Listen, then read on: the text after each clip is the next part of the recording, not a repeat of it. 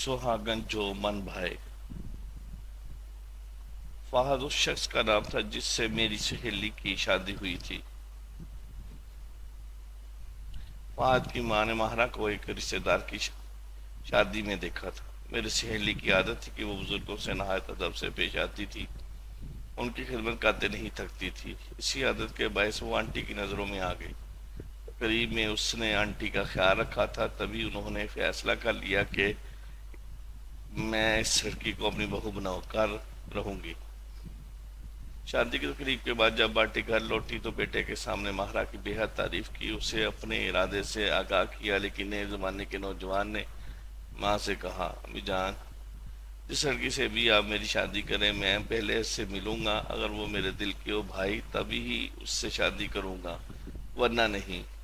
मेरे देखे भाले बगैर मेरी शादी मत कीजिएगा, वरना आपको पछताना पड़ेगा। माँ ने इन बातों को एक नासमझ नौजवान की नामाकूल ख्वाहिश करा दी और कहा, बेटे कौन माँ बाप ऐसे होंगे जो इस बात की इजाज़त दें कि उनकी बेटी शादी से कबल किसी आदमी से मिले। फर्ज करो कि वो नौजवान उस लड़की को पसंद ना करे तो उस लड़की पर क्या गुजरेगी। तुम्हें मेरी पसंद पर भरोसा करना पड़ेगा। गर्ज माँ ने ऐसे दलाइल दिए कि फाहद चुप हो गया, मगर दिल से वो अपनी ख्वाहिश से दस्तबरदार ना हुआ। उसके मन में ये खलश रही कि लड़की को एक नज़र देखे बगैर बीवी के रूप में क्यों कर कबूल करेगा। फाहद की माँ उससे जल्द अज जल्द ब्याहना चाहती थी, तभी बगैर वक्त ज़ाया किए वो उसका रिश्ता तलब करने खाला जी के घर गई। खाला ने भी अच्छा रवैया अख्तियार किया, क्योंकि आजकल में घर बैठे लड़कियों के अच्छे रिश्ते मिलना बहुत मुश्किल है। खाला जी ने भी फहद को उसी शादी की तकरीब में देख लिया था। लड़का उनको पसंद आया था, लिहाजा उन्होंने आंटी की ख्वाहिश को ठुकराया नहीं। लेकिन फहद को जब मालूम हुआ कि माँ रिश्ता तय कर रही है तो वो शर्म मचाने लगा, मगर आंटी ने चट मंगनी पट ब्याह वाला मामला किया। आंटी ने शादी के लिए भी कम अरसा रखा, क्योंकि वो पलक झपकते गुजर गया। फारिस दौरान भी माँ से यही इसरार करता रहा कि अभी भी वक्त है, लड़की से मुझे 2 घड़ी को मिलवा दो, ऐसा ना हो कि बाद में पछताना पड़े। अगर मुझको लड़की से अगर मुझको लड़की पसंद ना आई तो देख लेना, मैं उसे छोड़कर अपनी पसंद से शादी करूंगा। अरे अहमक, मेरा तजर्बा तुझ नाकस अक्ल वाले से ज़्यादा है। मुझे यकीन है कि अगर तूने पसंद से शादी की तो ज़रूर 2 दिनों में ही मामला चौपट हो जाएगा, फिर तू ही हाथ मलेगा। माँ सही कहती थी। आखिरकार माँ जीत गई और बेटा हार गया। माहरा मेरी बचपन की सहेली थी। मैं खूब जानती थी कि वो ना सिर्फ गिनों में पूरी थी, बल्कि खूबसूरती के साथ खूबसूरती में भी लाखों में एक थी। आंटी ने बेटे से यकीन के साथ कहा कि देख लेना बहू, तुमको ज़रूर पसंद आएगी, पसंद ना आई तो फिर बात करना। इस यकीन भरे लहजे पर फात चुप हो गया। अब वो दुल्हा बने बिना चारा ना था। माँ तारीख भी रख आई थी। जब बहरा बहू बनकर उसके घर आई तो फाहद के कदम जमीन पर नहीं टिकते थे। वो दुल्हन के हर रूप का दीवाना हो गया। महारा को 100% नंबर मिले। वो ना सिर्फ सूरत शक्ल के लिहाज से नंबर 1 थी, बल्कि आदात के लिहाज से भी बेहद अच्छी और शाइस्ता लड़की थी। उसने ससुराल में कदम रखते ही हर किसी के दिल में घर कर लिया। शादी के इब्तदाई दिन तो ऐसे गुजरे कि जैसे बाहर का झोंका पता भी ना चला, वक्त पर लगाकर उड़ने लगा। शादी के बाद पहला बेटा आशिर गोद में आ गया। घर में रौनक बढ़ी और खुशियां बिखर गईं। दादी वारी सदके जाने लगी। वहां तो बेटे पर जान कुर्बान करता था, बीवी को पहले से बढ़कर प्यार हो गया। फहद का अपना बिजनेस था, खूब कमा रहा था, घर में खुशहाली थी। उसने काफी मुलाजिम रखे हुए थे। एक दो बार महरा भी फहद के ऑफिस जा चुकी थी, जहां उसके पर्सनल सेक्रेटरी के तौर पर एक समझदार बुर्दबाद किस्म के हजरत कुबार होते थे। गर्ज मियाँ साहब के ऑफिस का माहौल ऐसा ना था कि वो परेशान होती। دراصل ایک گھریلو ملازم کو فہد سے کچھ رنجش تھی، سو اس نے ماہرہ کے دل میں شوہر بارے کچھ غلط فہمیاں پیدا کرنے کی کوشش کی تھی۔ ہوا یوں کہ وہ اپنے گھر میں خوش اور مطمئن زندگی گزار رہی تھی کہ ایک دن آفس سے کسی نے اسے فون کیا اور کہا، میڈم میں یہ ملازم ہوں، آفس کے باہر سے فون کر رہا ہوں کیونکہ بر وقت آگاہ کرنا اپنا اخلاقی فرض سمجھتا ہوں۔ آپ کسی دن صاحب کے آفس کا ضرور چکر لگائیے، ایسا نہ ہو کہ دیر ہو جائے اور آپ کو نقصان ہو۔ یہ عجیب و غریب قسم کا فون کس نے کیا تھا؟ نام تک کو نہ بتایا۔ ماہرہ نے کوئی اہمیت نہ دی، لیکن جب 3 بار یہی فون آیا تو وہ سوچ میں پڑ گئی۔ ممکن ہے فہد کے آفس میں کوئی اچھا آدمی ہو، کوئی خیر خواہ ہو جو ہم کو کسی نقصان سے بچانا چاہتا۔ یہ بھی ہو سکتا ہے کہ کوئی کاروباری مخالف پریشان کرنے کو فون کرتا ہو۔ یوں ایک روز وہ بغیر اطلاع شوہر کے آفس چلی گئی، بہانہ کیا کہ طبیعت خراب تھی، آپ کے ساتھ ڈاکٹر جانا تھا، آپ کے پاس ٹائم نہیں ہے تو اپنی گاڑی اور ڈرائیور دے دیجئے۔ فہد نے خوش اخلاقی سے حسب معمول بیوی کی آؤ بھگت کی اور اہمیت دی، محسوس نہیں ہونے دیا کہ اس کا یوں چلے آنا کس قدر بار خاطر ہوا ہے۔ ماہرہ نے بغور ہر شے کا مشاہدہ کیا تو ایک بار اسے شوق خدا دیا۔ اس بار آفس میں ایک نئی لڑکی کی اضافہ ہو چکا تھا اور یہ اس کے خاوند کی پرسنل سیکرٹری تھی۔ اسے سب سے زیادہ تعجب اس لڑکی کی کم عمری پر ہوا اور جلد ہی اس نے لڑکی کے چہرے کے تاثرات سے محسوس کر لیا کہ اس کو ماہرہ کے آنے سے دلی تکلیف ہوئی ہے۔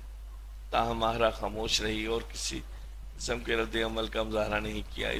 اس نے محسوس کیا کہ یہ لڑکی اگرچہ خوبصورت اور کچھ اضافی خوبیوں کی مالک ہے مگر بہت حساس اور جذباتی بھی ہے، تبھی تو اس کے دل کی کیفیت چہرے سے عیاں تھی، اور چہرہ تو دل کا آئینہ ہوتا ہے۔ اس نے گھر آ کر اس بارے میں سوچا،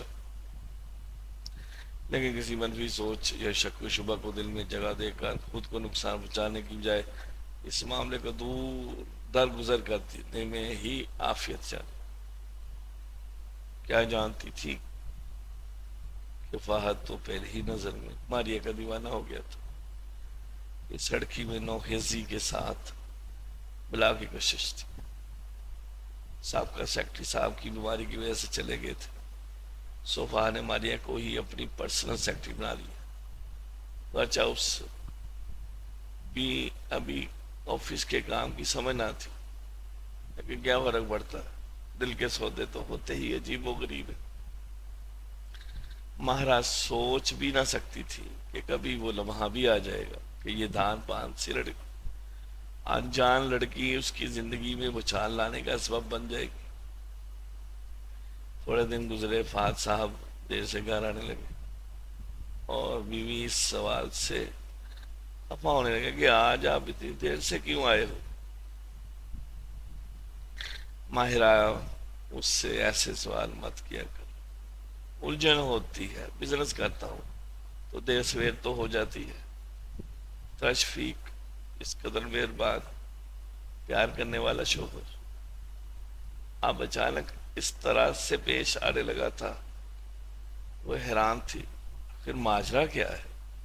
وہ مثبت سوچ کی حامل لڑکی تھی، تبھی حقیقت کو سمجھ نہیں پا رہی تھی۔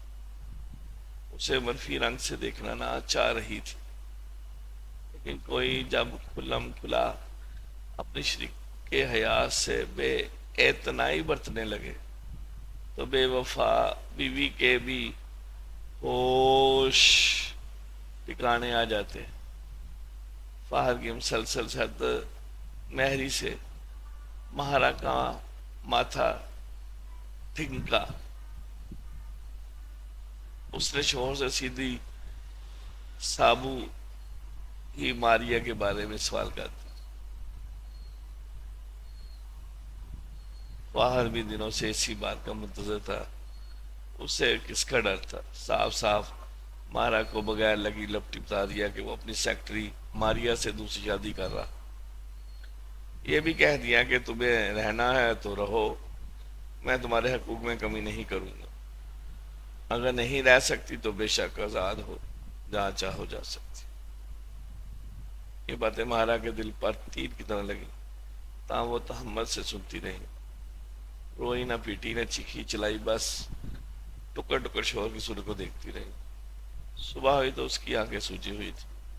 ساس نے پوچھا، بہو کیا بات ہے، طبیعت تو ٹھیک ہے، کیوں آنکھیں سوجی ہوئی ہیں؟ اپنے بیٹے سے پوچھے، وہ اور شادی کر رہے۔ اس نے بھی بنا لگی لپٹی بتا دیا۔ ماں نے بیٹے کی خبر لی مگر وہ اپنی بات پر اڑ گیا۔ اس پر آنٹی بڑک اٹھی، کہا فہد کچھ تو خدا کا خوف کرو، ایسا تو کبھی ہماری پچھلی 7 رشتوں میں نہیں ہوا، آخر ماہرہ میں کیا کمی ہے، اس کا قصور تو بتاؤ۔ اماں دوسری شادی گناہ ہے، ہمارے یہاں تو 4 جائز ہیں، میں دوسری کر کے کون سا انوکھا کام کر رہا ہوں؟ آپ سے میں نے کہا تھا کہ میری شادی جس لڑکی سے طے کریں پہلے مجھ سے ملوا دینا، ورنہ میں دوسری شادی ضرور کر لوں۔ اب مجھے ایک ایسی لڑکی مل گئی ہے جو ہر لحاظ سے مجھ کو پسند ہے۔ آپ کی پسند کی لڑکی اس گھر میں بہو بن کر آ سکتی ہے تو میری کیوں نہیں؟ آنٹی ماہرہ سے پیار کرتی تھی، وہ بیٹے کی لن ترنیاں سن کر رونے لگی۔ بیوی بھی رو رہی تھی مگر ان دونوں عورتوں کے آنسوؤں پر فہد کا پر کوئی اثر نہیں ہوا۔ اس نے کہا، ماں میں چوری چھپے تو شادی نہیں کر رہا۔